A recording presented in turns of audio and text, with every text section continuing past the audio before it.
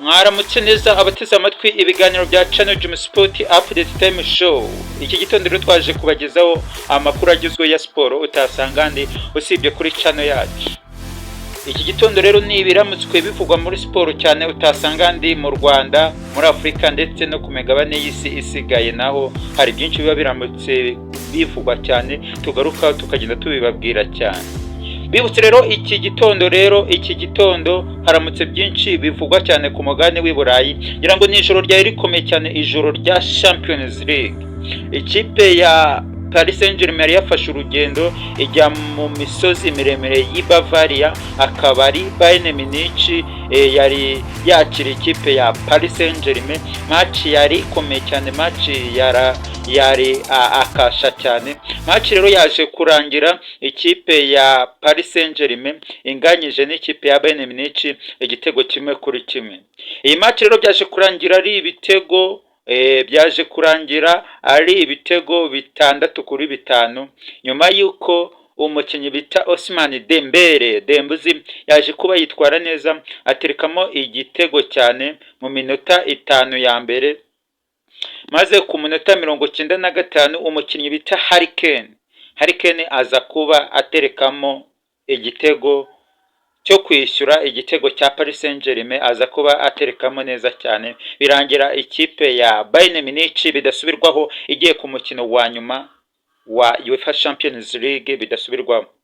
Ikipe ya Bayern Munich n'ikipe ya Paris Saint-Germain match uko yari imeze cyane, nkange wayirebye yari match ikomeye cyane, aho ikipe zatakanye cyane, ariko ikipe ya Paris Saint-Germain ubona umutoza wa Luis Enrique baje kuba badefanda neza cyane. Twari twiteze ko ikipe ya Bayern Munich iri butsinde cyane, ikaba yatsinda ikipe ya Paris Saint-Germain, ariko twaje gutungurwa n'iby'umupira utwereka cyane, biza kurangira ikipe ya Paris Saint-Germain kuri pasi nziza ya Kvaratskhelia umukinnyi bita Ousmane Dembele ateretsemo igitego. Ousmane Dembele tumugaruka ni umukinnyi uri gufasha Paris Saint-Germain cyane, yagiye atsinda ibitego by'ingenzi nk'icy'ubushize batsinda ikipe ya Chelsea kuri Stamford Bridge, niwe wari wagitsinze. Batsinda Arsenal nawe yaje kuba yitwara neza, aza gutsindamo ibitego cyane. Umukinnyi rwose ugaragaza rutazamu, ugaragaza ko yatwaye Ballon d'Or abikwiriye. Rero i Budapest rero ikipe ya Paris Saint-Germain Visit Rwanda yaje kurara ihageze cyane, nyuma yuko yaje kurangira ari ibitego 6 kuri aggregate 6-5. Umutoza wa Bayern Munich Vincent Kompany rwose ntago byaje kuba bimugendera neza, nubwo yari afite home advantage cyane. Yaje kurangira rero ikipe ya Paris Saint-Germain yerekeje ku mukino wa nyuma. Ikipe Bayern Munich yabonye igitego ku munota wa nyuma, yasabwaga ko ikibona kare kugira ngo byibura bihe amahirwe yuko yakwishyura bakajya no muri prolongation, ariko siko byaje kugenda. Rero byaje kurangira amahirwe atabahiriye.